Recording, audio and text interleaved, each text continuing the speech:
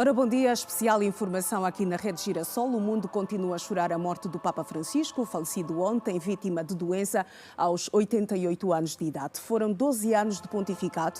Assumiu o papado em 2013, aos 76 anos, após a renúncia de Bento XVI. O Sumo Pontífice havia regressado recentemente ao Vaticano após uma prolongada hospitalização ditada por uma pneumonia bilateral e outros problemas de saúde. Jorge Mário Bergoglio nasceu em Buenos Aires, na Argentina, em 1936. Tornou-se padre aos 32 anos. Foi arcebispo de Buenos Aires. Francisco foi o 266º Papa da história.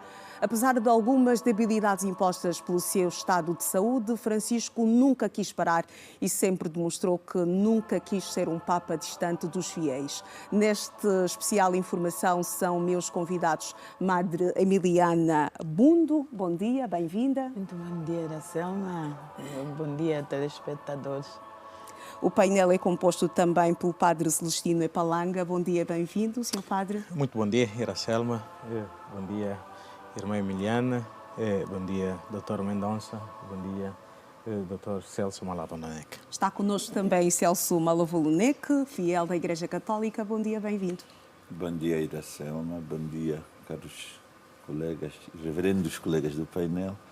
E bom dia, telespectadores da TV Girassol.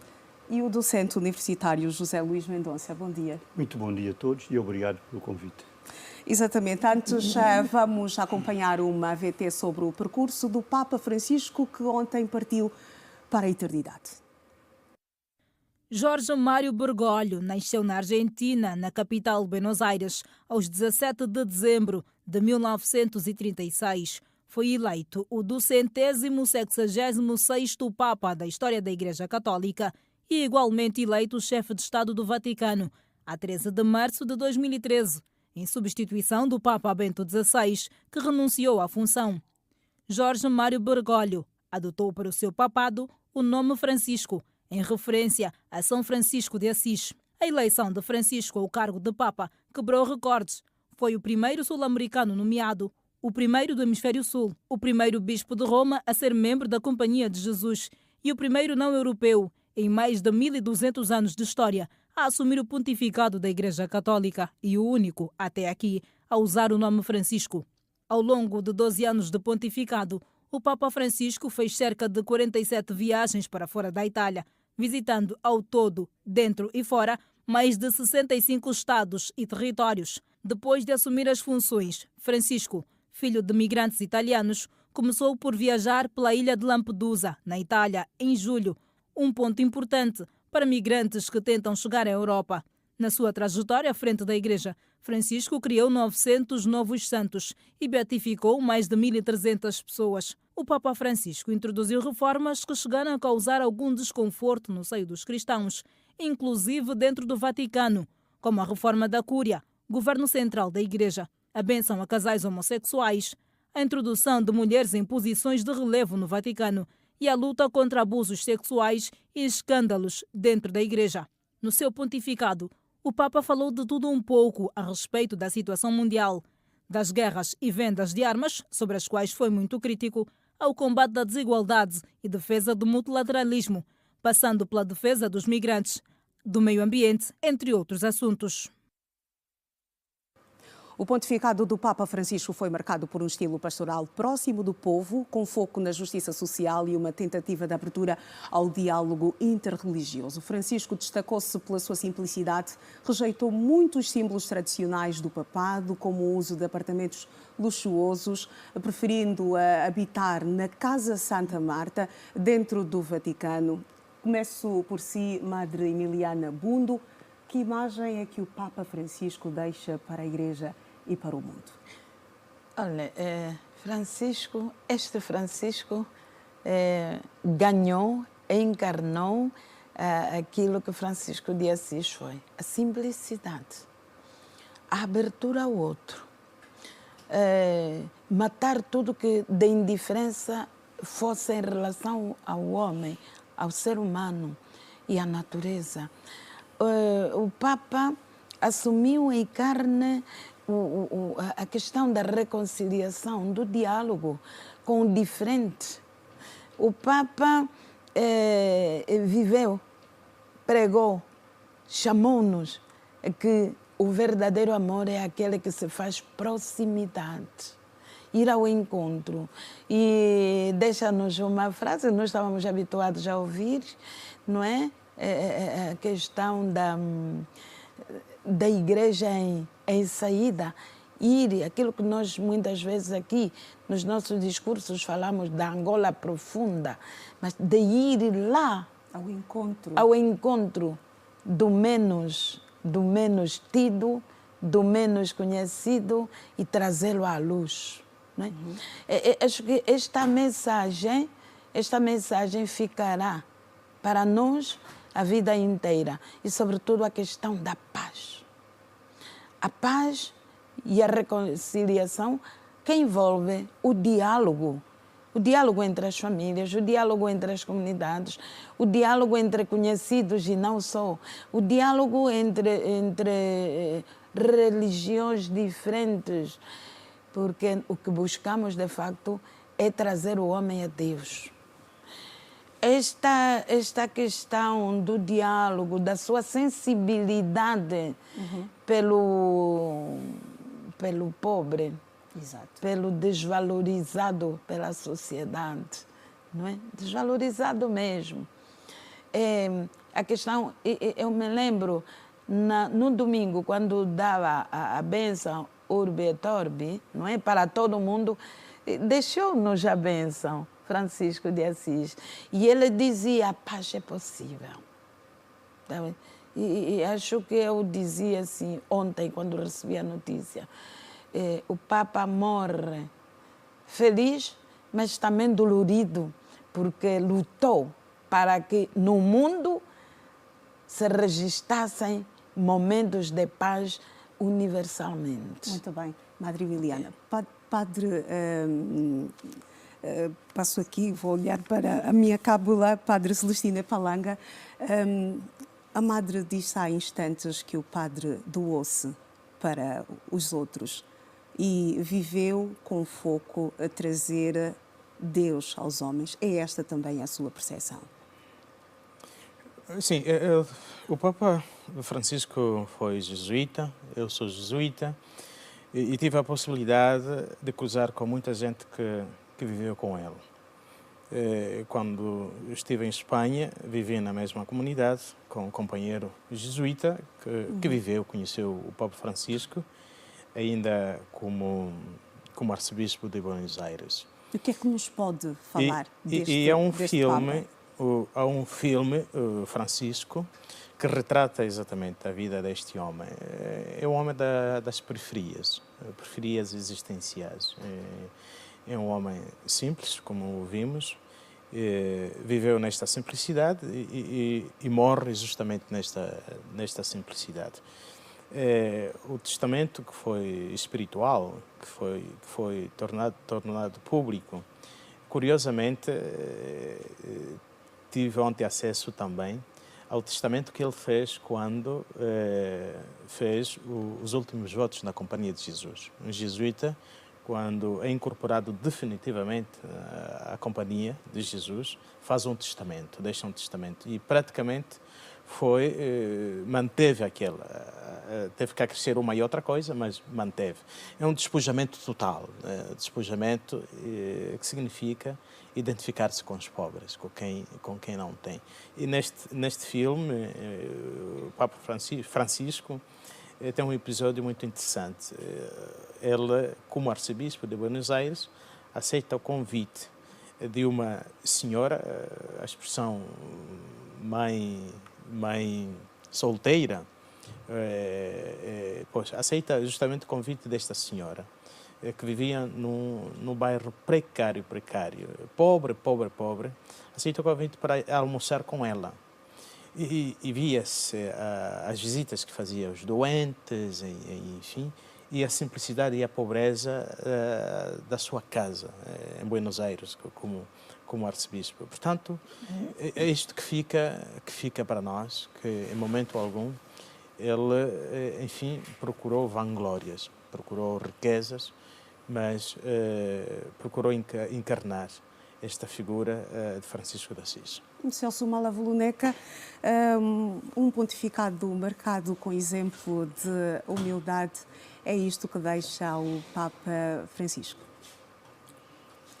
Sim, é um exemplo que deixa a todos aqueles que aspiram ou que estão em posições de liderança. Ele encarnou verdadeiramente o princípio de que a liderança é servir os outros, não é servir-se dos outros. E ele mostrou isso de todas as maneiras possíveis, pelo estilo de vida que adotou, que já foi espelhado aqui pela irmã Emiliana e pelo padre Celestino, mas também pelos seus posicionamentos, digamos assim, oficiais. A começar pela grande encíclica que nos deixa, tanto que é a alegria no Evangelho.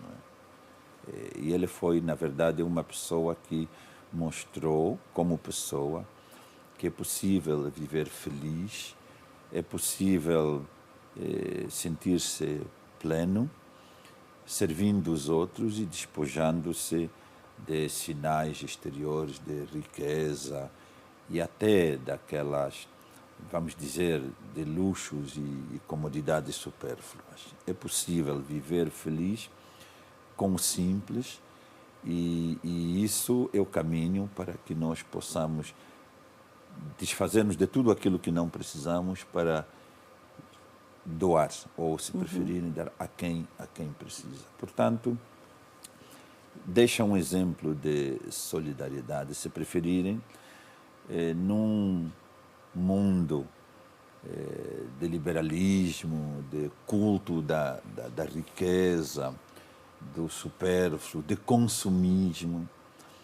Ele veio mostrar que ainda é possível apenas retirarmos do mundo aquilo que nós precisamos e deixar para os outros que pouco têm ou nada têm aquilo que nós não precisamos. Repare que nós estamos num mundo em que acima de 90% da riqueza do planeta está concentrado em menos de 1,5% das pessoas. E o exemplo dele, não só pela palavra, mas como pelo estilo de vida, pela filosofia, se preferirem, a nova filosofia que ele propôs à Igreja e aos líderes da Igreja, é precisamente este apelo e esta chamada que nós devemos dividir mais equitativamente os bens da casa comum, que é o planeta, por todos os homens que nele habitam, porque enquanto filhos de Deus somos todos iguais, temos todos os mesmos direitos a usufruir das obras da criação divina. Muito bem. Professor Luís Mendonça, olhando para tudo aquilo que foi dito sobre o Papa Francisco, acha que sempre foi ouvido neste mundo onde as pessoas também buscam pela vaidade e pela extravagância? Foi ouvido pelos fiéis, foi ouvido pelas crianças e pelas pessoas que são humanistas. Claro que não foi ouvido pelos grandes políticos, das grandes potências, porque ele pediu para parar a guerra na Ucrânia e a guerra continua. Pediu para parar com o genocídio em Gaza e aquilo continua. Foi este o seu pedido na última aparição, domingo? Sim. Portanto, o Papa Francisco é aquilo que se pode chamar, era caracterizado pelo humanismo e a tolerância. E uma vez ele estava lá no Vaticano e deu uma conferência, um diálogo com os fiéis, e apareceu uma criança que lhe perguntou, eu até apontei, por que renunciaste às riquezas? E ele diz, num tempo de tanta pobreza no mundo, a ostentação da riqueza é um escândalo. E disse mais, o mundo tem tanta riqueza, tantos recursos para dar de comer a todos, não se pode admitir que haja tantas crianças com fome, tantas crianças sem educação, tantos pobres. A pobreza hoje é uma afronta, disse ele, uma afronta, né? E ele diz que cada um de nós deve ficar um bocado pobre, para tirar um bocado que tenha mais para dar aos outros. Isto marcou muito. Devemos tornar-nos um bocadinho pobres para que haja menos pobreza à nossa volta.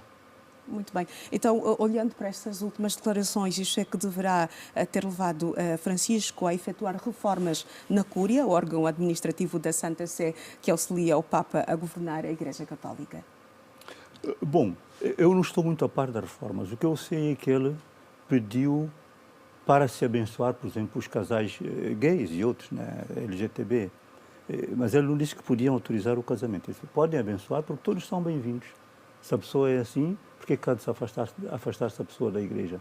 Então, isto é uma reforma muito importante e também pediu que as mulheres tivessem postos de maior posição dentro da igreja. Não sei se ele falou, talvez o Celso saiba, o meu colega Mara Voloneca, se ele também falou de as madres darem preferirem a missa. Não sei se falou. Não falou. Ok. Mas ele queria que as mulheres tivessem um lugar de destaque dentro da igreja. Muito bem. As outras reformas, talvez o padre Palanga tenha mais ciência Vamos do falar que eu. sobre as reformas, Sim. vamos falar sobre as reformas, Sim. mas eu perguntava, e esta pergunta deixo aberta também ao painel, se sentem que o Papa Francisco foi ouvido durante a sua passagem, durante o seu percurso como Papa, os 12 anos de papado, se foi ouvido. O professor Luís Mendonça disse que foi ouvido pelos fiéis, pelas crianças. Qual é a vossa visão sobre isto? Se me permitem, nem tanto pelos fiéis. O Papa Francisco teve a sua oposição no seio da Igreja, da própria Cúria. E um dos cardeais africanos mais proeminentes, o cardeal Robert Sarah, por exemplo, foi praticamente um dos líderes da oposição. Porque na Igreja, obviamente, ele foi um reformista, mas tem os conservadores, né? Tem os conservadores que algumas vezes mais subtilmente, mas algumas vezes frontalmente o questionaram e manifestaram a sua discordância, porque, ao contrário do que muita gente pensa, na Igreja também existe democracia, principalmente liberdade de pensamento dentro, obviamente, dos limites, digamos, canônicos, dos limites da fé, e etc. Portanto, sim, como disse o Mendonça, ele foi ouvido por uns, mais ouvido por uns, menos ouvido por outros, não ouvido por outros, dentro e fora da Igreja, mas de uma maneira geral, eu diria que as reformas que ele fez foram geralmente bem acolhidas e bem-vindas na Igreja. É preciso termos em conta que quando ele foi eleito, a Igreja estava praticamente em choque. Um Papa Bento XVI tinha renunciado, e ele tinha renunciado porque disse que não revelava-se incapaz de impor ordem para terminar a desordem que existia ali. Então, naquela altura, o mandato, o perfil que foi escolhido é de alguém que realmente tivesse a coragem, mas também tivesse digamos assim, a legitimidade moral para fazer essas reformas. Isto tinha que ser alguém que, pela sua vida, tivesse esse testemunho. Francisco preenchia esses requisitos. Este foi Francisco. Então, ele fez isso, naturalmente. Obviamente, aqueles que foram apiados dos seus cargos de poder na Cúria não gostaram, até destituiu cardeais, ou destituiu não, mas pronto, não sei qual é o termo que usarei, o padre Celestino Direi, e foi alguém que conhecemos bem, porque foi núncio apostólico aqui em Angola, o cardeal Ângelo Beccio. Portanto, ele, como tudo, e como alguém que lidera uma organização, um corpo da magnitude da Igreja, acaba sempre tendo os seus adversários, tendo aqueles que estão de acordo, os que estão menos de acordo.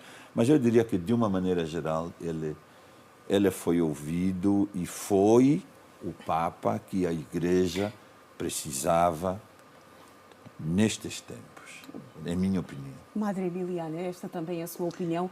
Estas reformas implementadas pelo Papa Francisco congregaram ainda mais a Igreja ou serviram para também criar uma certa divisão? Bom, num grupo humano existe sempre aqueles que aderem, comungam com as nossas ideias, a outros se opõem às nossas ideias. sem, por isso, criarmos inimizades. A Igreja, não por querer contradizer aquilo que o doutor Celso Malavoloneca disse agora, a Igreja é mistério da comunhão. A Igreja não é o poder. A Igreja não é também a democracia entendida de que eu vou atrás só do que os outros dizem. A Igreja analisa, discerne. A Igreja, portanto, por esse mistério de comunhão, nós participamos dentro da liberdade. Para Francisco, não foi fácil, mas encheu-se de coragem para tomar determinadas posturas, mesmo no interior da própria Igreja. Diversos assuntos. Exatamente. Como é o caso da homossexualidade. Ok. Quer dizer, Francisco chamou pelo nome o que tinha aquele nome, não é? E depois, não só falando dos abusos, o ano de ontem, no Angola Notícias, dizia que pronto, a Igreja, os abusos, as pessoas deviam ser indemnizadas. Não seria esse o caminho. Nem é isso que cura as feridas, porque abriram-se feridas. O que cura a ferida é a capacidade do perdão, de ser a humildade de vir fora e pedir perdão. Foi o que o Papa Francisco fez. E foi o que o Papa Francisco. Os outros dois já o tinham feito. A Igreja Católica saiu à rua e publicamente pediu perdão pelos males praticados, porque a Igreja é composta por pessoas humanas e o erro, o pecado, é constitutivo da natureza humana, não é? Mas encheram-se de coragem e saíram à rua. Também reiterar aqui que a questão dos abusos não se circunscrevem apenas na Igreja Católica. Existem noutras confissões, existem inclusive nas famílias. Mas quase que não se falava sobre este assunto no seio da Igreja Católica. Verdadeiramente até foi a Igreja que pôs este assunto cá fora. Então tomou a consciência dos seus erros, assumiu os erros e saiu cá fora, que é um mal que é preciso curar e que é preciso precaver. E por isso, pois, trabalhou-se, vai-se trabalhando os grupos constituídos para esta questão vão continuando a trabalhar e a mentalizar. Repare que isto vem também, isto não se encontra na Igreja. A pessoa que pratica estas coisas já vem da família. São tendências que já vêm das próprias famílias. Claro que a formação que às vezes, a formação que se tem não cura tudo de repente, não é? Isto exige, digamos, de uma capacidade da própria pessoa deixar-se curar, aceitar a cura e dizer okay, com esta cura, a conversão, a mudança de vida, a mudança de atitude e dizer, eu estou arrependido e agora não volto a isto. Deixei-me curar, então vou continuar por um novo caminho. Mas há pessoas que defendiam, pelo menos, a punição dos padres envolvidos nestes escândalos de abusos sexuais. Iracelma, é assim, o mal não se cura com outro mal. Cura-se com a misericórdia, com a misericórdia de Deus. E repare, eu vi e acompanhei alguns, não acompanhei personalmente, não é? Mas acompanhei por aquilo que ficou escrito. Há casos também, há que registrar isto, que as pessoas valeram-se de uma circunstância e apontaram às vezes o dedo a quem nem sequer tinha culpa naquela matéria. É muito complicado. Eu vi um sacerdote acusado e nunca ele ter sido. E agora? Também não se abriu a ferida para este? Também se abriu. Então, às vezes, não podemos só pegar o lado que nos convém, é preciso ir à verdade da coisa. Ao fundo da Ao questão. fundo da questão. Muito bem, Madre Emiliana, já voltou assim. Padre Celestino Epalanga, estamos aqui a falar das reformas implementadas pelo Papa Francisco, aqui a questão dos abusos sexuais, tal como disse a irmã, o Papa não foi o primeiro a falar sobre este assunto, mas também veio a público, pediu desculpas e estabeleceu novos procedimentos para prevenir e denunciar abusos sexuais dentro da Igreja Católica, com a Carta Apostólica Vós sois a luz do mundo, com a máxima de que não se pode esconder uma cidade sobre um monte. Exatamente. Pois, nisso, o Francisco foi franco e assumiu o sofrimento da Igreja. Portanto, este mal existe no seio da Igreja e o que o Papa Francisco fez, pronto, é preciso aceitar esta realidade e trabalhar para que este mal não prevaleça. Há um jesuíta, um teólogo famosíssimo, Marko Ivan Rupnik, pois ele teve que ser afastado da Companhia de Jesus. O Papa Francisco acompanhou o processo porque foi acusado de ter abusado. E os abusos, o Papa Francisco endureceu as normas, não se limitava só a menores. Por isso falou da proteção de menores e adultos vulneráveis.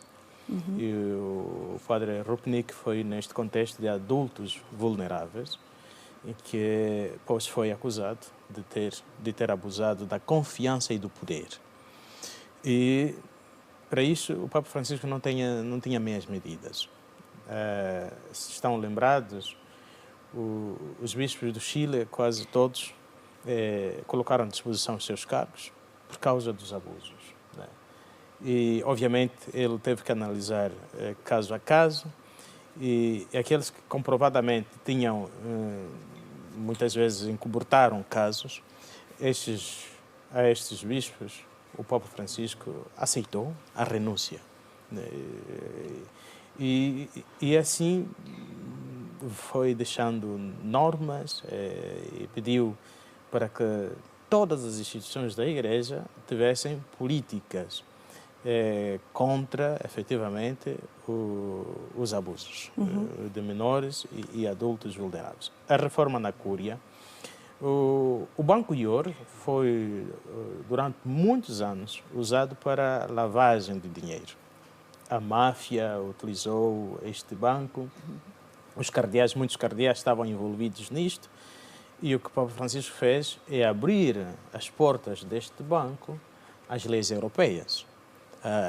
Fez uma auditoria profunda, uma senhora francesa que acompanhou esta auditoria. José Rodrigues, um jornalista português, escreveu um livro, Vaticano. O que espelha neste livro é brutal, era nojento. Mas o Papa Francisco teve que ter a coragem, obviamente, teve que enfrentar muitos cardeais que tinham muitos interesses,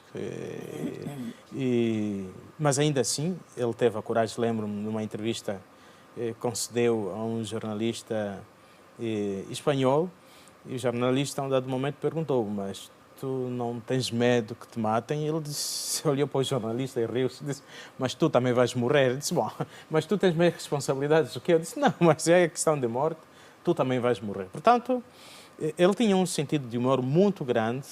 Isto ajudava-o a enfrentar muitas resistências que, obviamente, a partir da própria Cúria romana, encontrava. Eu, estando na Europa, obviamente, havia muito mais resistência a partir da Europa. Muito mais resistência a partir da Europa. Países como a Alemanha, países como a Espanha, sobretudo. Gerald Müller, que foi, durante os primeiros anos, encarregado da doutrina, o prefeito da doutrina, da Congregação da Doutrina para a Fé, viajava sempre para a Espanha, justamente para... Lá tinha os seus discípulos, digamos assim, para expor as suas ideias, obviamente, contra o Papa Francisco. Mas ele deixou que terminasse o seu tempo, terminou, e depois já não renovou. E tantos outros, como o Cardeal Sara, o grande crítico, mas ele permitiu que as pessoas se exprimissem. Este é que era o Papa Francisco, gostava de ouvir as pessoas. Cada um tem o direito de se exprimir, de viver, mas era firme, muito firme. Nas suas ideias, nas suas posições. Exatamente. Eu penso que a Igreja, como disse bem o Dr. Celso, quando ele chega ao pontificado, esteve deprimida, esteve a viver uma desolação profunda. E o Espírito Santo soprou, e penso que o Papa Francisco foi esta pessoa que conseguiu aguentar esta barca até aqui.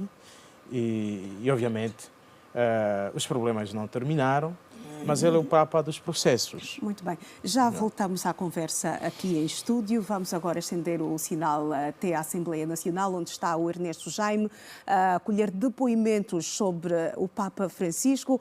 Ernesto, bom dia. Que notas tens para nós a esta altura, a partir da Assembleia Nacional? Bom dia, Iracelma. Bom dia à audiência que nos acompanha neste momento. O mundo continua a chorar a morte de Papa Francisco e Angola não é exceção, bem como aqui onde nos encontramos na Casa das Leis, na Assembleia Nacional. O momento também que se vive aqui é de consternação devido à morte do Papa Francisco, o Pontífice, que ocupou então o cadeirão máximo da Igreja Católica durante 12 anos. Tenho comigo o deputado Sérgio Vaz, com quem vou à conversa. Muito bom dia. Em direto para a Rede Girassol, uma morte que pegou a todos de surpresa. Bom dia, senhor. Obrigado. Na verdade, este é um momento de muita dor e consternação pela morte de Sua Santidade Papa Francisco. Abala a todos nós, cristãos, sobretudo católicos, mas a todos, até mesmo não cristãos, não religiosos, abala, porque o Papa Francisco é uma figura que, com as suas ações e seus atos, tornou-se uma figura representativa de todos os humanos, toda a humanidade. Por isso, é um momento muito triste, é um momento que lê-se a tristeza no semblante de todos os cristãos e não só de toda a população mundial. Tanto é uma morte que surgiu de surpresa, e quando vimos Sua Santidade do Papa no domingo participar na missa de Páscoa, pensávamos que estava em fase de boa recuperação e que a recuperação continuaria de forma positiva, mas infelizmente ontem fomos abalados com esta triste notícia do seu falecimento. Então pensamos que é vontade de Deus, não depende só da vontade dos homens, mas é vontade de Deus ter-lhe ao seu lado. E por isso vamos ficar com os seus bons feitos e transmitir sempre as boas ações que ele nos ensinou ao longo do seu papado e não só, de todo o seu exercício da atividade missionária. Falou sobre os bons feitos de Papa. Como é que os jovens podem olhar para aquilo que foi o exemplo de Papa Francisco, uma vez que nos seus discursos o Papa olhava também muito para aquilo que é a questão dos jovens, bem como a paz a nível do mundo? Como é que se pode olhar para os feitos do Papa, sobretudo para a camada jovem? Sobretudo para a camada jovem, os jovens devem olhar para a sua primeira visita. Quando foi eleito Papa, a primeira visita nesta qualidade ele fez na ilha de Lampedusa, exatamente na Itália, onde estava a acontecer o Congresso Internacional da Juventude Católica. E ele transmitiu fortes mensagens à juventude, que a juventude não é o futuro, a juventude é o presente. A juventude deve sempre pautar-se pelos bons valores, pelas boas práticas, pelas boas ações. A juventude é a franja da sociedade, da transformação das sociedades. E o Papa Francisco, ele aproximou-se muito à juventude e deixou muitos bons conselhos para os jovens seguirem. E eu acredito que se os jovens seguirem, cada jovem seguir os ensinamentos do Papa Francisco, será ele um bom jovem e muito mais útil para esta sociedade, para o mundo todo. O mundo precisa de bons jovens para ser um mundo bom e melhor. Fala-se que também era a ideia de Papa Francisco vir visitar Angola. Agora, com o seu falecimento e como católico, como é que olha para esta questão? Esta é uma das formas que o Papa Francisco utilizava para se aproximar, para compreender a realidade das pessoas, fazendo visitas missionárias a vários países, e a Angola estava no roteiro da sua visita. É uma pena que partiu sem vir em Angola, mas a expectativa que se criou, a esperança que já transmitiu, continua e deve ser reforçada por todos. Devemos, com isso, cada vez mais seguir os ensinamentos do Papa Francisco. Como todos nós sabemos, o Papa Francisco ele é um Papa unificador, da unidade. Viajou por vários países, até por países que não têm muita expressão católica, países de outras religiões. Mas o Papa Francisco foi para lá, conversou com entidades de outras religiões. Quer dizer que é um Papa que estava a trabalhar para a unificação da humanidade, independentemente da religião que cada um professasse. É o Papa que sempre se preocupou com a paz, com o bem de todos. Sempre olhou para essas questões que, infelizmente, ainda graçam pelo mundo, como os conflitos, e sempre arranjou, aconselhou, arranjou soluções para terminarmos com esses conflitos. Portanto, Angola está abençoada, mesmo o Papa não tendo vindo para cá, mas só o facto dele ter colocado no seu roteiro papal visitar Angola é uma bênção e devemos continuar a seguir os seus exemplos e seus ensinamentos. Muito obrigado. Ouvimos as palavras do deputado Sérgio Vaz sobre este momento de consternação que o mundo vive, bem como os fiéis católicos, não só em Angola, mas a nível mundial. É importante frisar como que o pontífice esteve no Cardeal Máximo da Igreja Católica durante 12 anos e a conversa aqui com o deputado Sérgio Vaz mostra que aqui também na Casa das Leis se vive um momento triste. Obviamente que mais detalhes, mais reações à volta da morte do Papa vamos poder levar até si, caro telespectador, assim que o momento for oportuno. E já sabe que as imagens são de Maninho Francisco, Ernesto Jaime, a partir da Casa das Leis. Bom dia. E a Ernesto Jaime, a partir da Assembleia Nacional, acolhendo reações sobre a morte de Papa Francisco, e nós vamos voltar a conversa aqui em estúdio. Tinha a palavra o padre Epalanga, mas vou agora passar a palavra também para Celso Malavolonec, olhando para aquilo que são as reformas, que é o assunto que nós estávamos aqui a olhar antes mesmo deste direto que tivemos.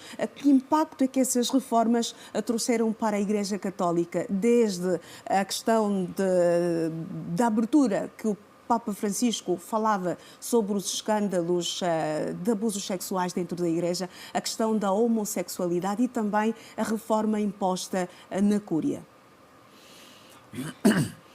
Bem, começamos pela última. As reformas na Cúria acabaram por ser um alinhamento. Primeiro com os princípios evangélicos, não é?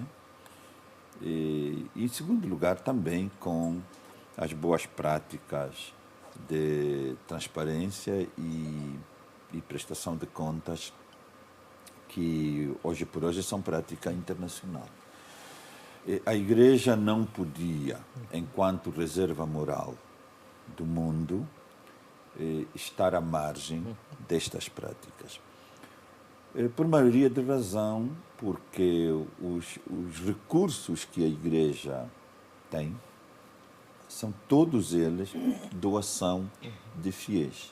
Portanto, entregues numa base da boa vontade e do serviço daqueles que têm, porque veem na Igreja aquela instituição que mais faz por uma redistribuição mais justa destes recursos. O foco era aqui a transparência financeira. Exatamente. Portanto, a situação do Banco IOR, que o padre Celestino mencionou, era uma contradição profunda a estes valores, digamos, humanos, mas também aos valores evangélicos. E isso por um lado. Por outro, realmente, o nível de ostentação, o nível de desperdício na Cúria Romana era muito grande.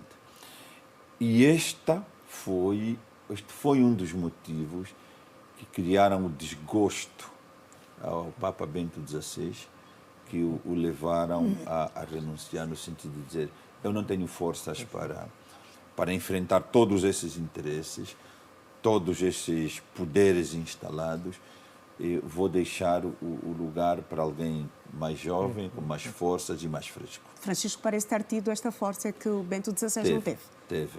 Por isso é que, de facto, é nestes momentos que nós católicos acreditamos que o Espírito Santo verdadeiramente atua nos cardeais para a escolha do homem certo, para o lugar certo e no tempo certo. E Francisco foi isso. Agora, as reformas, digamos assim, doutrinárias,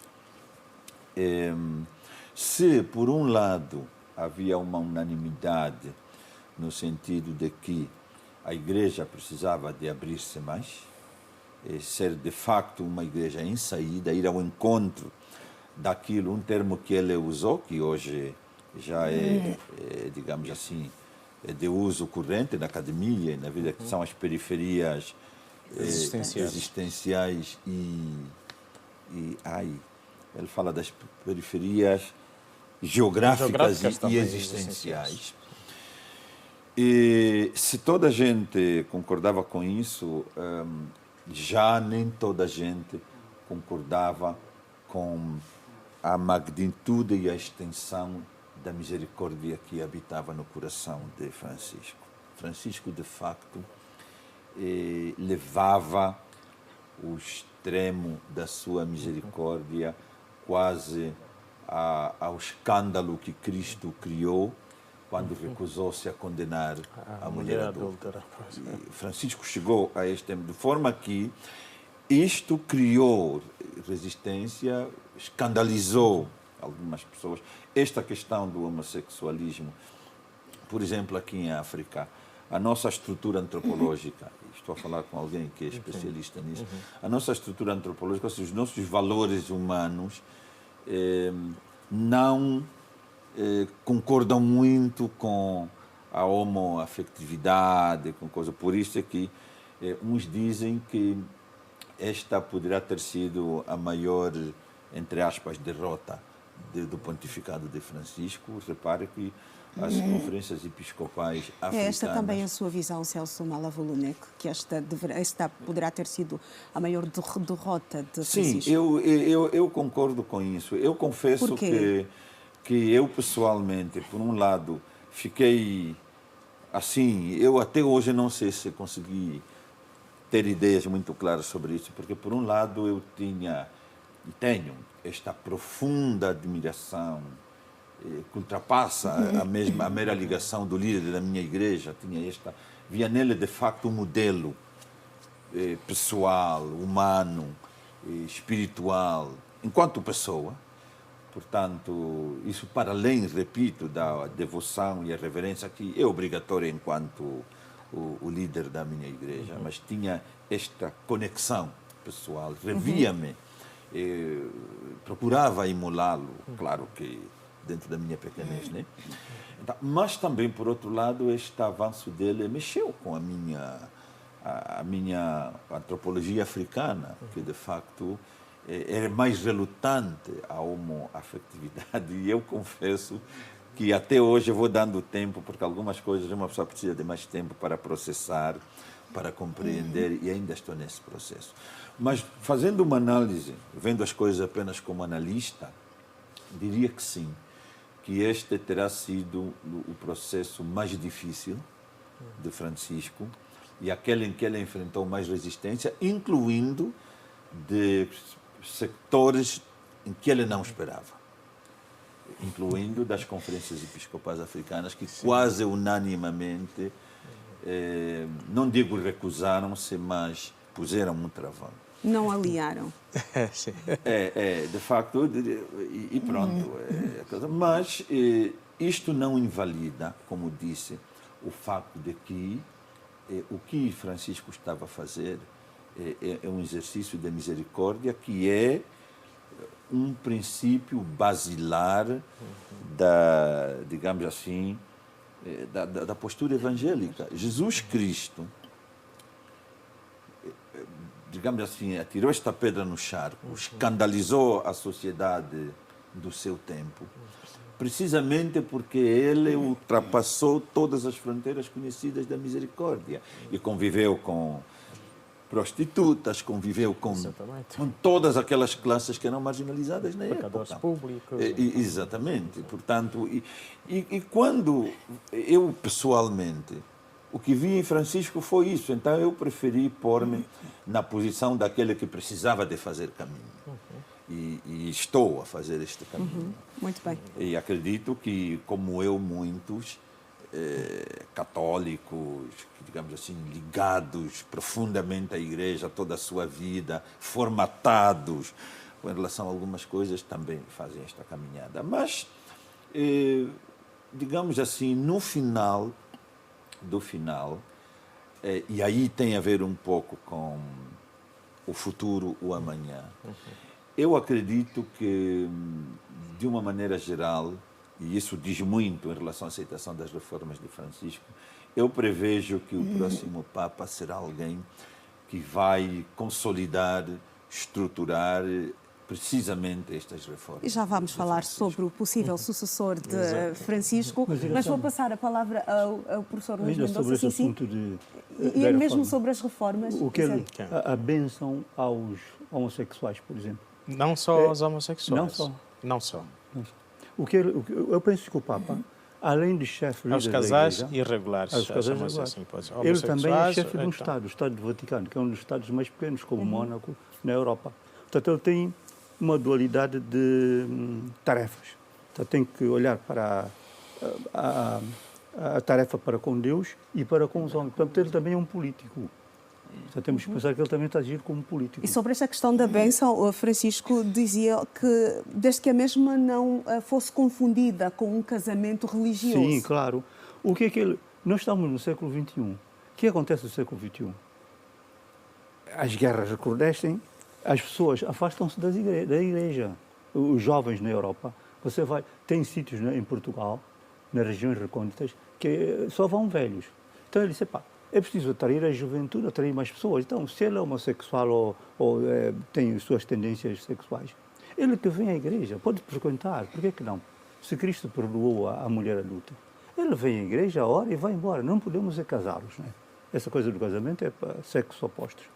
Certo? A minha visão é que ele estava a ver como atrair mais fiéis para a igreja. Um exemplo de inclusão e de perdão. Pois. Não só de perdão, mas também de aceitação do outro. Porque, como eu disse, ele era um homem tolerante.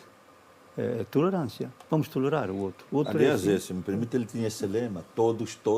Sim, a igreja é para todos. Então, estávamos aqui a falar sim, a igreja é de facto da para história. todos. No A século igreja de XX, Deus e todos. nós temos figuras carismáticas como a Madre Teresa de Calcutá e o Papa está nesta linha. Temos a irmã já falou do São Francisco de Assis e temos o próprio Cristo. que era um homem que despojou-se de todos os bens materiais e entregou tudo até a sua vida, né? Portanto, o Papa é uma pessoa muito importante neste momento porque ele falou de coisas que os grandes políticos talvez não tenham aceitado, mas tiveram que ouvi-lo. Falou do genocídio em Gaza. Quando ele utilizou o termo genocídio, eu fiquei surpreso porque realmente poucas pessoas falam disto. O chefe de Estado americano não fala disto, mas ele falou como chefe de um Estado. Ele disse, temos de parar com o genocídio em Gaza e chorou quando estava na Ucrânia. Estava a dar uma entrevista e chorou. Ficou comovido por causa das mortes. Por dia morrem milhares de soldados e civis. Então ele referiu-se a este aspecto. O Papa Francisco era um homem a favor da paz. Nos seus discursos falava sobre essa questão da unificação e também dos conflitos que nesta altura estão abertos pelo mundo, a questão da guerra na Ucrânia, a questão da faixa de Gaza. E durante o seu pontificado, o Papa fez 47 viagens internacionais, passou por 66 países, chegou até a países onde só tinham 2.000 cristãos.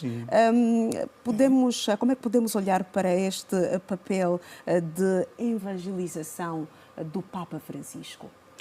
Bom, como o doutor Jorge disse, o Papa é dupla figura. É o Papa dentro da Igreja, mas é o Papa, a doutrina social da Igreja é para atingir todos, não é?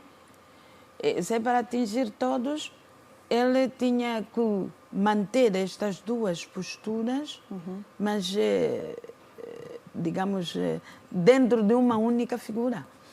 O modo de trazer os homens, não só a Deus, mas a realização.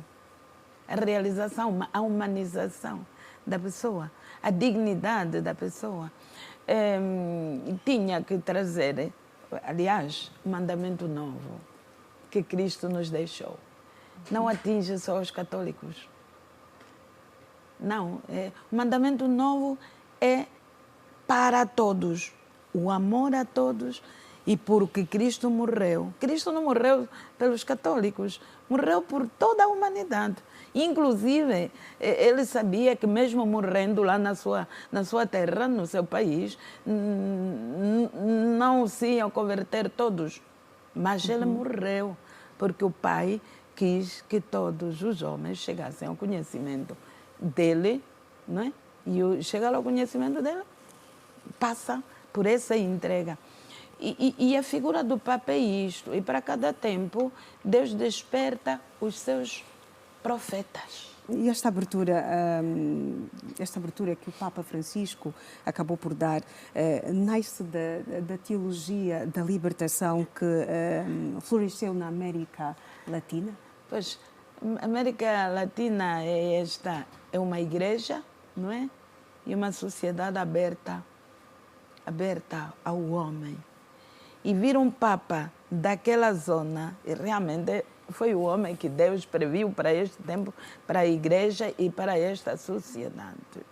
Ele tinha na sua carne o sofrimento, não é? A necessidade de se aproximar, de libertação, que a teologia da libertação é isto, não é? E vem para acolher todos, para abrir-se a todos e chamar a própria igreja, que em algumas coisas parecia estar fechada, não é? A abrir-se ao homem. Porque a salvação, afinal, não é pós-morte. A salvação é uma opção de vida, que vamos fazendo já agora.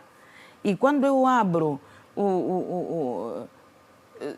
tenho uma escola e abro este espaço para oferecer àquele que de outra forma não poderia ter acesso à civilização, ao desenvolvimento, isto é salvar. É dar possibilidade que o homem se reconheça, digamos, necessitado desta ascensão de vida, da qualidade de vida. Portanto, a nossa abertura ao homem, são esses canais da salvação, não é? E este homem a quem abrimos espaço para aceder e ascender, ele nunca mais se vai esquecer desta ação. Por que hoje nós estamos a chorar? E quem chora é o Papa Francisco, não são só os católicos, como o deputado dizia, não é? O mundo. É um mundo, é um mundo. E por isso ele foi levar o Evangelho. E levar o Evangelho é aquilo que ele diz na sua carta magna que nos escreveu, logo que assumiu o pontificado. A alegria do Evangelho. Deus é amor. Deus nos anuncia com a cara triste, carrancuda. A tristeza, costuma-se dizer na gíria, não paga dívidas, não é? Mas a alegria promove, comove e salva. Oferece um coração novo. Uma nova forma de agir, de pensar, quer dizer, esta carta que ele nos deixa, de vivermos na base da alegria, não é? E até chama a atenção aos senhores padres para que não façam do confessionário o lugar de tortura, mas da alegria, porque é o lugar da misericórdia de Deus. E a misericórdia de Deus é conferir, é resgatar, oferecer ao homem um modo digno de se ser e de se viver. E, portanto, e é assim que chega o Evangelho. Porque quando me vêm com a cara carrancuda, me fogem, não é? Me fogem. Então, o Evangelho não penetra, não é? A alegria abre espaços. Abre espaços. Portanto, o Evangelho é esta carta magna, porque o Evangelho é Jesus Cristo. Tá? O Evangelho é Jesus Cristo. Então, apresentar a pessoa de Jesus Cristo ao homem de hoje tem uma linguagem própria. E é com alegria que havemos de o apresentar. Porque é Ele que nos dá o perdão. É Ele que nos perdoa. É Ele que nos resgata. Francisco de Assis tem uma oração em que diz: onde houver ódio, que eu levo o amor. E Francisco, o Papa, que estamos a chorar hoje, ele levou. Onde houver tristeza, que eu levo a alegria. Não é? Onde houver dúvida, que eu levo a fé. Não é?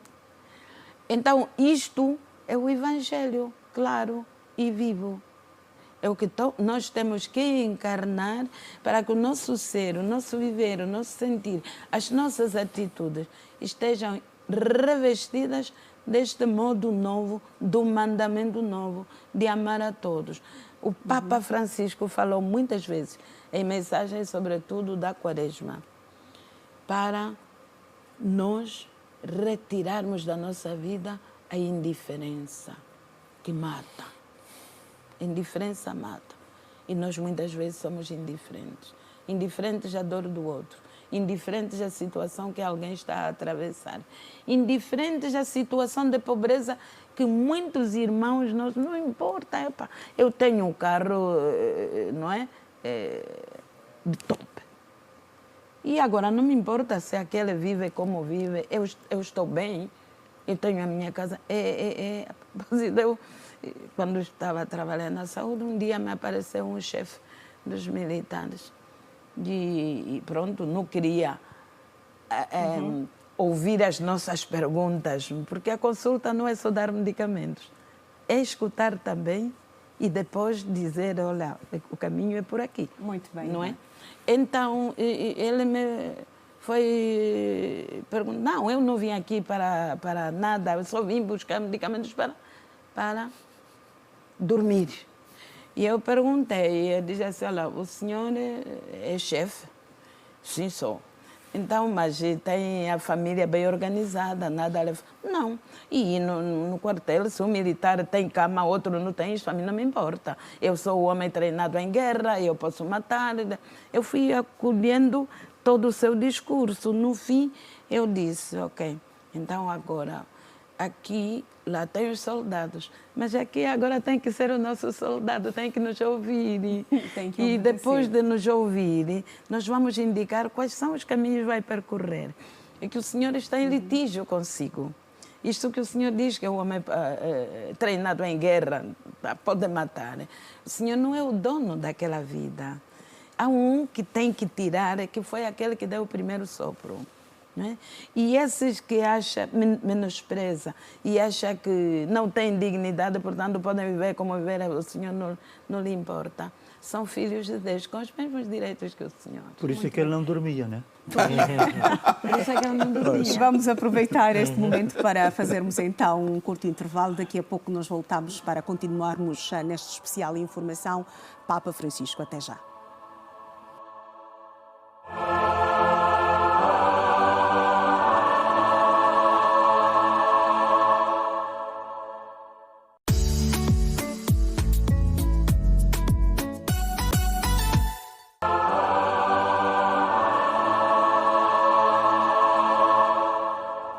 Estamos de volta neste especial Informação Papa Francisco. Nesta segunda parte vamos olhar para o funeral de Papa Francisco, que deve mais simples e para ser enterrado apenas num caixão de madeira e zinco, contrariamente ao que acontecia no passado.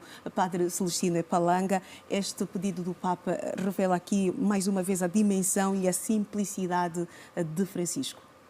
Exatamente. Francisco morreu como viveu e quem vai pagar todos os custos é um amigo seu. Ele já está, antes de morrer, obviamente, assegurou que a transferência fosse feita. Ele não queria que o Vaticano, isto é extremamente caro, que o Vaticano pudesse pagar todos esses encargos com o seu funeral. Vai ser enterrado na Basílica Santa Maria Maior. É uma basílica que ele mesmo, enquanto criança, visitou muito, porque é devoto de Nossa Senhora. E durante as suas viagens apostólicas, antes da viagem, visitava a basílica e quando retornasse a Roma, também, antes de ir à casa de Santa Marta, onde ele vivia, ia justamente agradecer a esta basílica, agradecer pela viagem à Nossa Senhora. Padre, se este desejo se concretizar, ele será o primeiro Papa em mais de um século a ser enterrado fora do Vaticano. Exatamente. Este poderá ser o novo normal da Igreja? Não sei, mas isto ninguém é obrigado a seguir as vontades do Papa. Ele quis que fosse enterrado. Não há uma norma feita para os papas que vierem depois dele. Não, isto foi um pedido dele, quis ser enterrado porque obviamente, pela tradição os corpos costumam ser colocados dentro de 3 caixões também, feitos de cipreste, não é? Exatamente, cipreste, sim. chumbo e carvalho, algo que o Papa Francisco dispensou. Exatamente, pode ser que o próximo que venha recuperar esta tradição e não quererá, provavelmente, não sei, pode ser que não queira ser enterrado na mesma simplicidade que o Papa Francisco, mas isto é o que caracteriza e caracterizou o Papa Francisco, esta simplicidade, despojar-se de tudo que simbolizasse riqueza. E eu penso que vai se cumprir com este desejo seu e sim, nesta basílica, junto aos pés, digamos assim, de Nossa Senhora. E Nossa Senhora, obviamente, isto vem de muito longe também, porque Santo Inácio de Loyola, fundador da Companhia de Jesus, aliás, temos como padroeira da Companhia de Jesus a Nossa Senhora. E eu penso que ele teria bebido toda essa espiritualidade inaciana. Muito bem. E foi fiel até este momento da sua morte, querendo ser enterrado com muita simplicidade. Celso Pont-Lavallone, qual é a avaliação que faz desta simplicidade pedida pelo Papa Francisco? É a marca registrada dele. Quer dizer, quando ele foi eleito, primeiro há uma coisa que eu queria dizer, que o marca muito. O primeiro pronunciamento público que ele fez foi para fazer rir as pessoas. Exato. Pois, olha, os meus irmãos cardeais foram buscar alguém lá para o fim do mundo. Pronto, estou aqui. Então, e as pessoas puseram-se a rir. A segunda coisa que chocou logo na coisa foi o Papa dizer: rezem por mim. Não é normal, não era normal isso.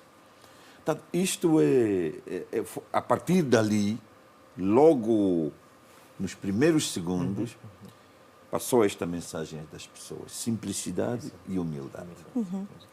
E o último ato dele é coerente com esta linha. Exatamente. Portanto, ser enterrado de uma forma simples.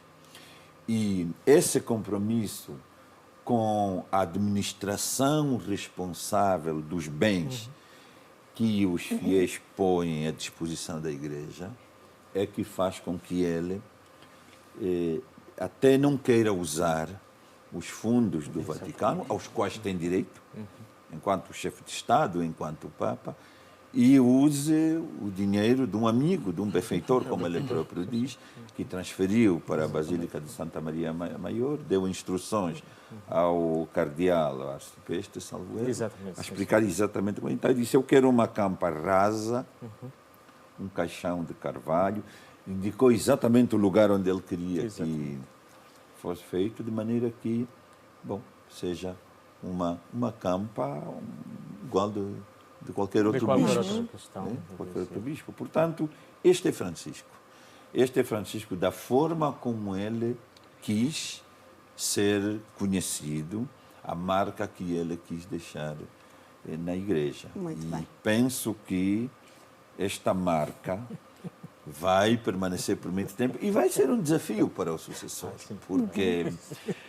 porque com esta convergência dos valores da boa transparência, boa governação, responsabilidade na gestão dos recursos públicos, mas os valores evangélicos da simplicidade, da humildade, do despojamento, eu acho que isso tudo é um pacote que não vai ser fácil de gerir pelo sucessor dele. Mas vamos ver. Vai ser interessante ver como é que ele vai gerir esta, passe o termo, e a irmã me perdoe, esta saia justa.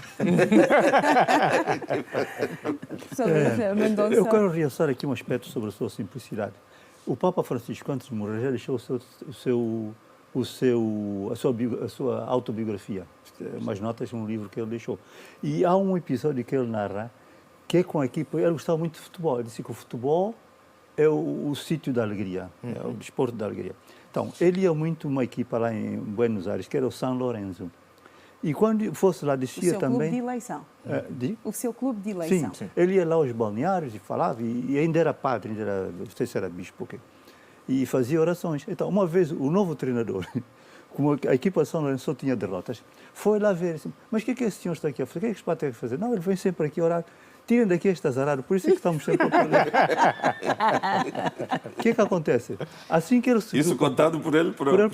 Assim que ele subiu para Papa, a equipa de São Lourenço foi campeã. Foi abençoado. Portanto, eu queria ficar este episódio. E ele dizia que o Messi, o Maradona e o Pelé, o maior de todos sempre foi o Pelé.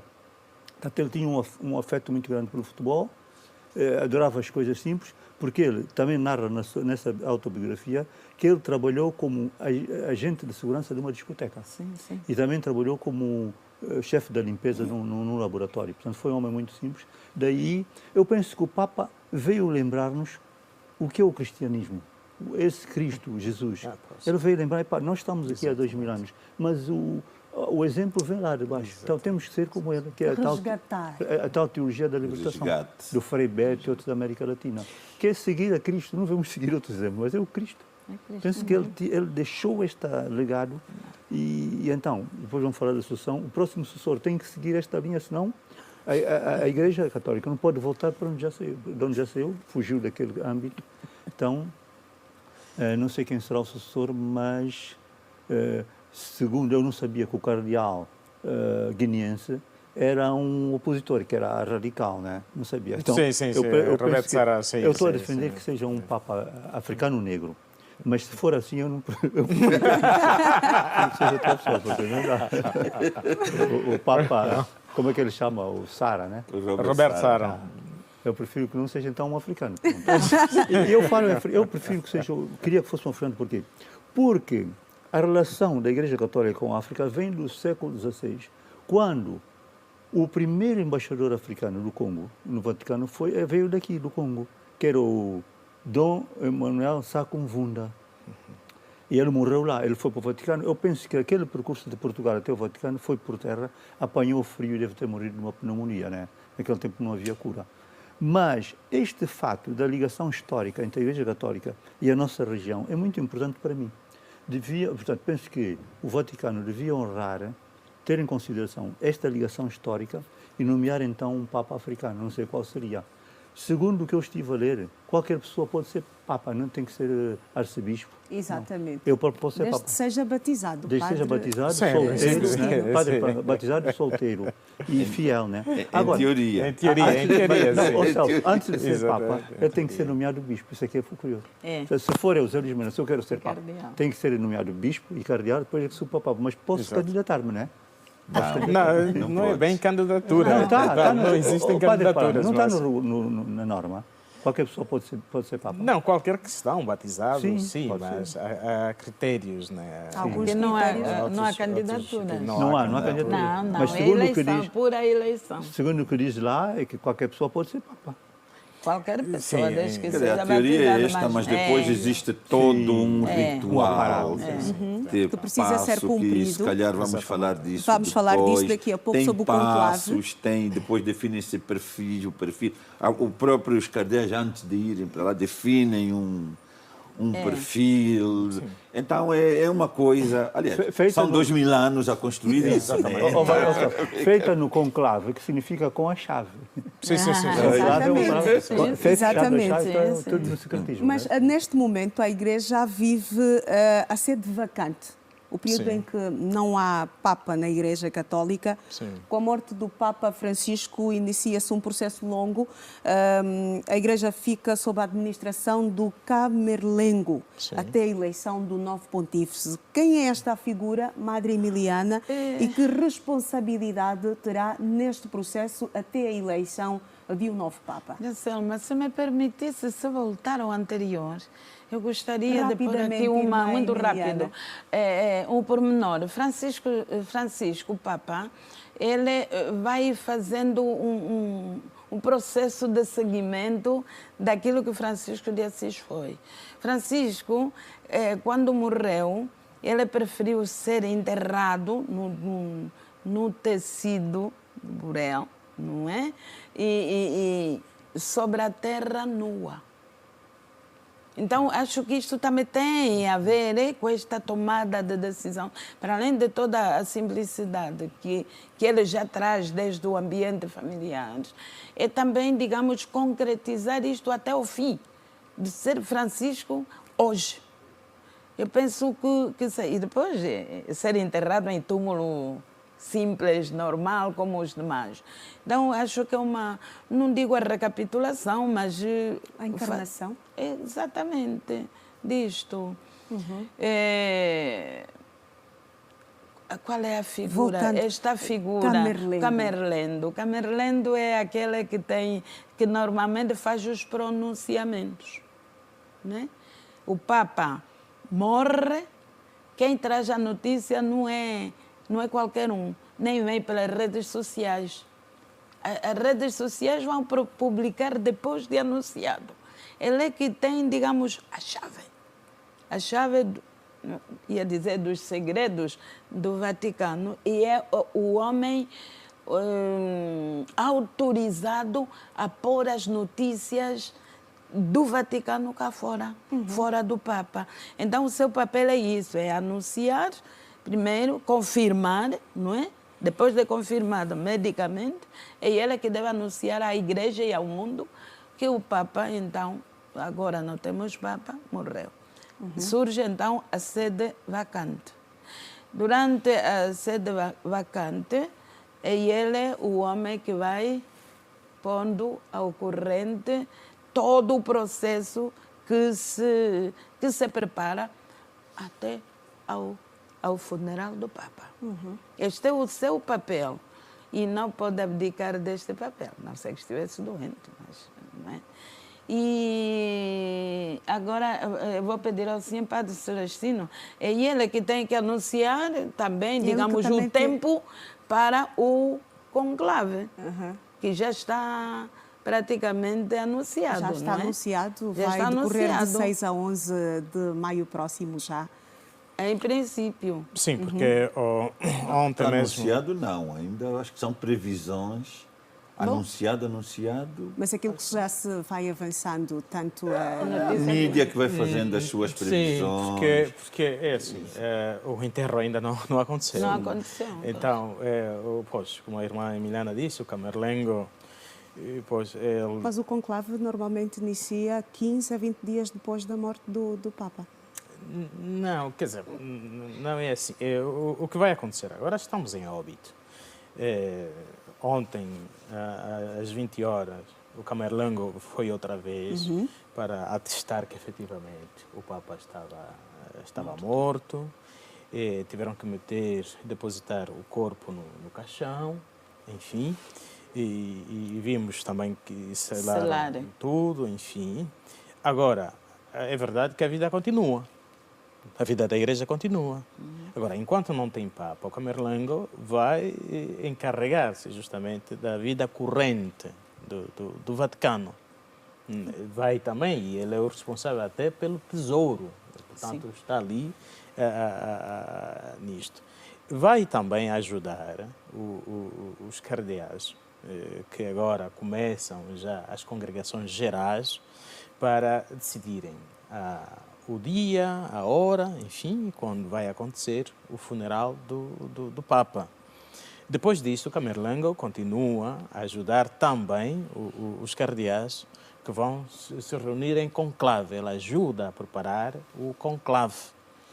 Portanto, é isto. E depois vai acontecer o conclave e neste conclave vão poder participar os cardeais com menos de 80 anos de idade.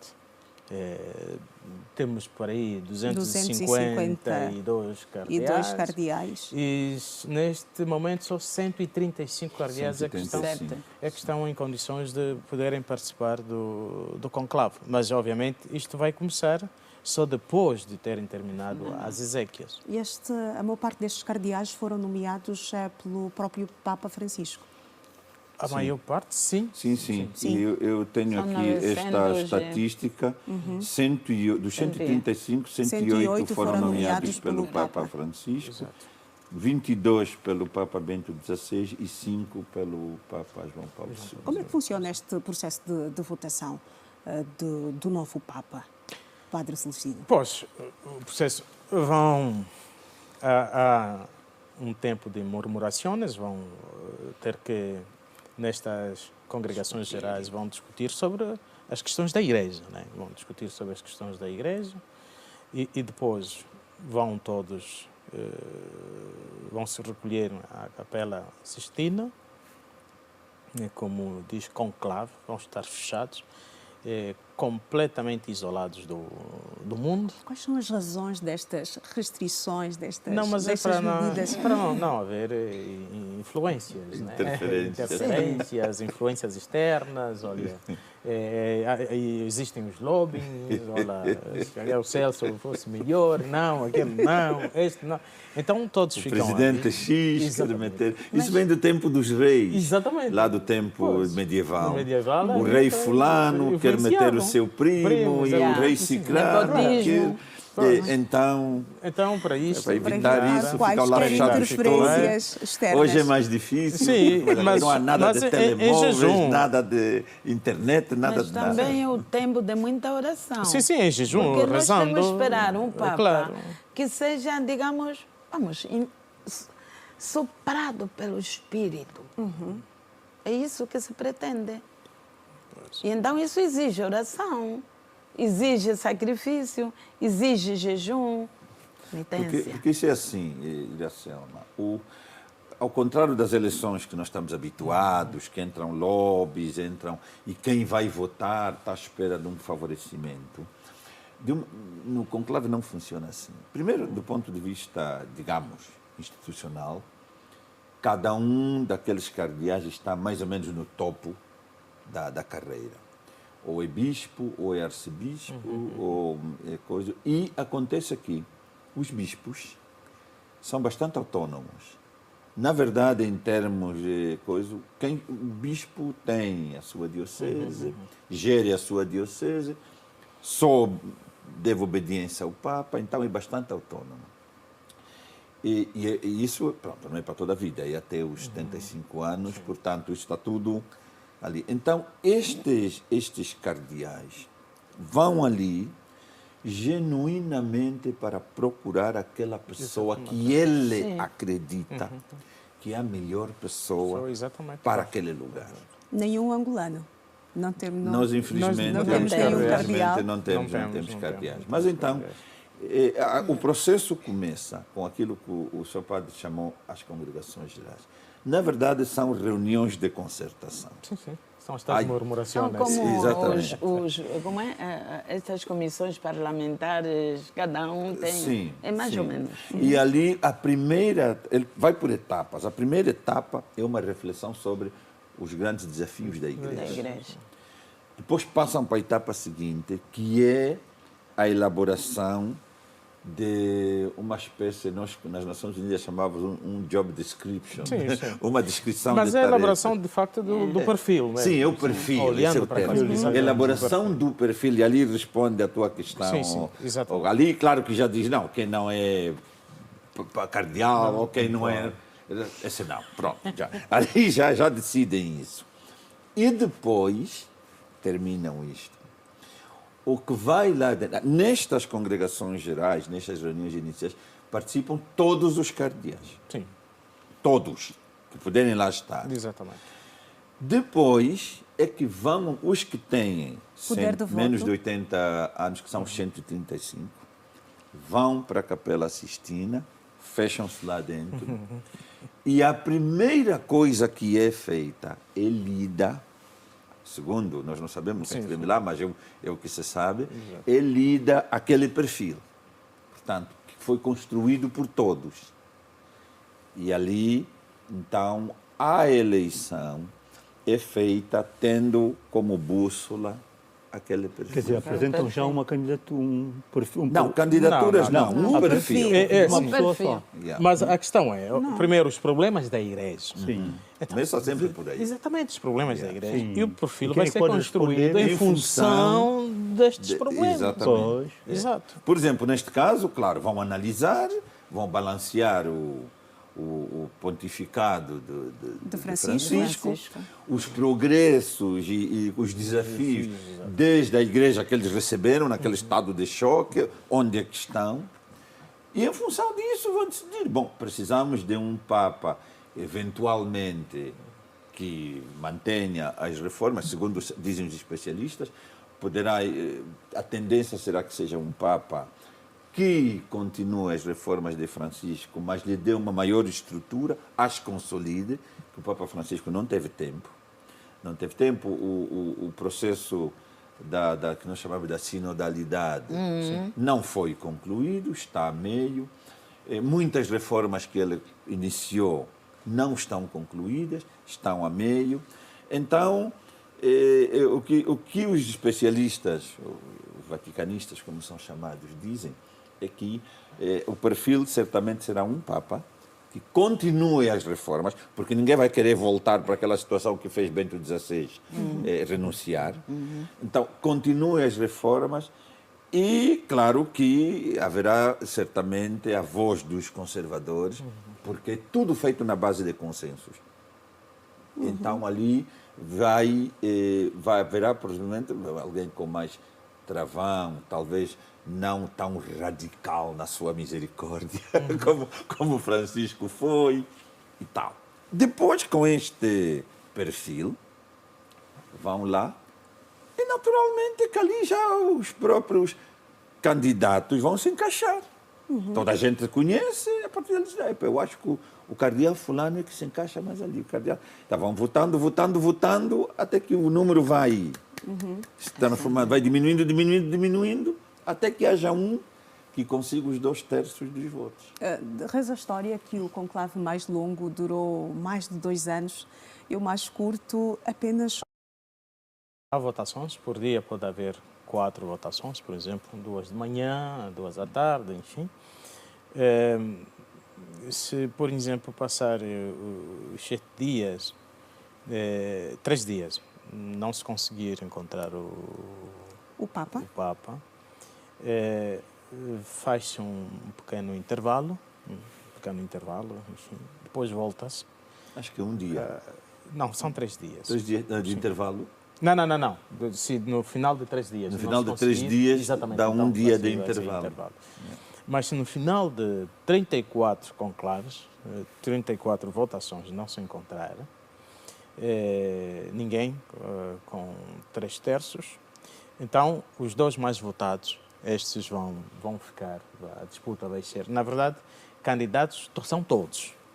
Candidatos são todos. Todos então, os cardeais. Todos os cardeais. E procura-se que alguém que estão consiga... dentro e os que não todos. entraram. Não, Exato, digo todos. já no conclave. Digo no É isto que eu conclave. ia perguntar, se aqueles que não têm Não, poder eu quando de digo, voto eu também já não estou são dentro do candidatos. conclave. Eu Muito estou bem. dentro do conclave. Portanto, Os todos 252. Não. Estou dentro do conclave. Dentro do conclave só estão os 137. 137. Que têm menos de 80 anos. Pois, então todos eles não há candidatos. Olha, o fulano, apesar de terem traçado este perfil, não significa que olha, o fulano e o fulano são candidatos. Vamos votar neste, naquele, não. Isso não existe. Todos podem votar e podem ser eleitos. O critério é desde que tenham menos de 80 anos. Então, vamos votando, Pode um cardeal votar a si próprio também. Bom, isso não sei, vai depender já da consciência, mas isto Pouco provável, não. Sim, O nível de consciência destes homens, isso é... Mas ainda que muito, votar em si próprio, não vai fazer o 2/3, não vai fazer 2/3, quer dizer, pode acontecer até, bom, é possível. Mas então, depois de 34 conclaves, se não se encontrar ninguém que tenha 2/3, então os 2 mais votados vão, digamos assim, disputar entre si. Né? E obviamente todos vão votar, temos aqui 2 candidatos. Ali, sim, já é claro que são candidatos. Então vão votando até que encontrem um com 2/3. Há pouco falávamos sobre o perfil de Francisco e falávamos também sobre o sucessor. Que desafios o sucessor de Francisco terá, olhando para aquilo que é a liagem que Francisco seguiu durante os 12 anos de pontificado? Eu vou começar por si, professor Luís Mendonça, porque já há muito tempo que não fala. Comece por si. Os desafios são praticamente os mesmos e alguns que virão devido ao progresso da humanidade, à história. O que é que vai acontecer no mundo, desde o aquecimento global, as guerras e principalmente a fome, o combate à fome. Mas dentro da Igreja, para mim, neste momento, é a questão de atrair mais fiéis. Portanto, tem que ser um Papa que consiga atrair mais fiéis, porque a África não é grande problema. A África não somos muito crentes, mas na Europa, por exemplo, e mesmo na América, há um decréscimo de membros da Igreja. Portanto, este para mim é um grande desafio para aumentar o número de fiéis na Igreja. Madre Emiliana. Bom, pois são vários, não é? Todos estes caminhos iniciados e apontados são desafiantes, não é? Primeiro, Francisco de Assis, o Francisco, o Papa, era um homem de muita oração. E aquela questão de que ele sempre que visitava, quando, né, rezem por mim. Tem que ser um homem de muita oração, confiante, e a Virgem Maria não pode ficar ausente, porque é a mãe que conduz os homens que acreditam. O grande desafio é mesmo estes assuntos já focados aqui pelo Dr. Luiz, mas a questão da paz, eu dizia um bocado, o Papa morre feliz no seu tempo porque se doou, se deu todo. Mas há causas pelas quais ele também deu a vida, como é a questão da paz, a questão da unidade, a questão do diálogo.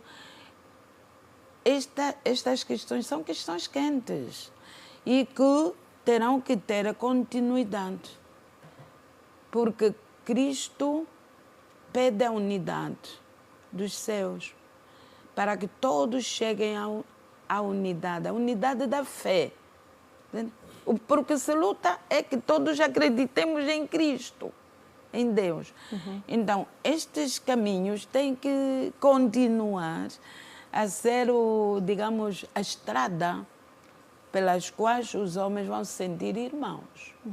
A questão do perdão, a questão da gente simples, dos pobres, dos marginalizados. Essa foi a luta de Francisco, muito forte. Portanto, como dizia o Dr. Luiz, a Igreja não pode regredir perante isto, porque o ser próprio da Igreja é ser família. E é em Cristo que todos temos de nos sentir, na Trindade Santa, temos de nos sentir irmãos. Então, isto não pode ir. E o meu irmão não é apenas aquele que tem, mas é aquele que não tem nada. Economicamente é pobre. Mas também há ricos pobres que não se abriram ao Evangelho. E por esses também é preciso, não é? Lutar e levar o Evangelho até que cheguemos a acreditar todos em Deus. Muito bem. Eu penso que são os grandes desafios, não é? E a alegria, não? O ser de Francisco, olha só, um sorriso permanente. Então, não podemos ser cristãos de funeral, homens de funeral, mas já devemos ser homens de vida. Transmitimos a vida, não é? E a vida transmite-se no engajamento, na promoção, não é? Na promoção de todos e para que se sintam filhos no Filho, que é Jesus Cristo, para termos o Pai comum, que é Deus. E todos se sintam, de facto, nos sintamos família. Estas suspeitas que criaram em nós desde a guerra, e agora é a guerra da riqueza, do poder e não sei o quê. Então tem que cair, porque nós, o Salmo diz que podemos acumular riquezas, mas não levaremos nada para outra vida. Sabermos viver com o necessário, mas percebermos que também o nosso irmão precisa deste necessário para perceber-se como pessoa digna, querida, amada por Deus. E porque é amada por Deus, eu que sou irmã, nos chamamos todos irmãos, irmãos, irmãos, mas depois na hora das divisões não somos irmãos. A justiça qualitativa e equitativa. É preciso que se trabalhe este aspecto, que as leis nacionais, as leis de países contemplem o homem. A governação volta-se para o homem e não para o ter, mas para o ser. Muito bem. Irmã Emiliana.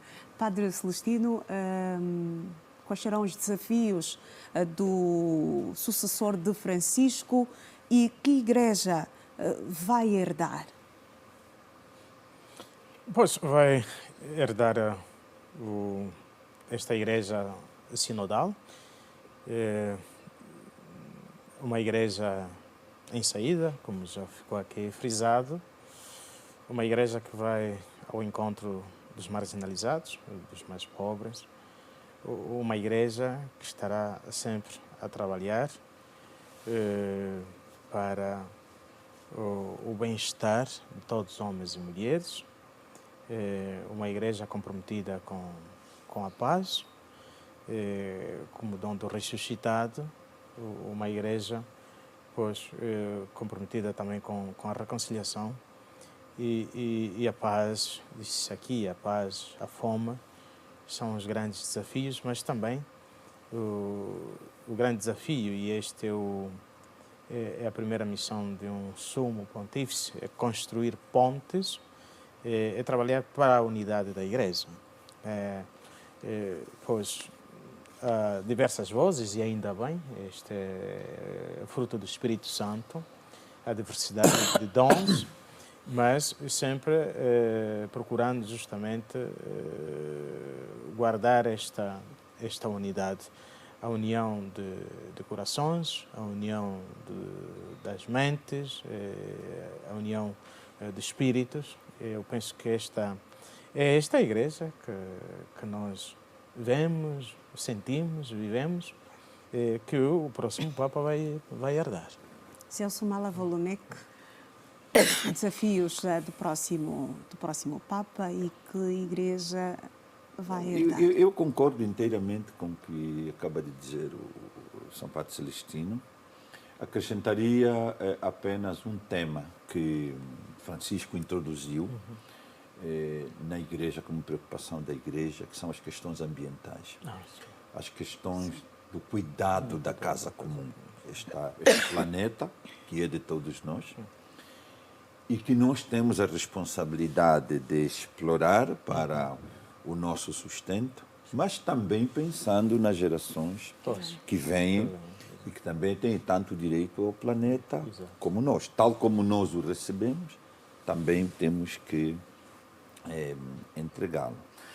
Mas não sei se já estamos ali sobre os desafios. Está tudo dito.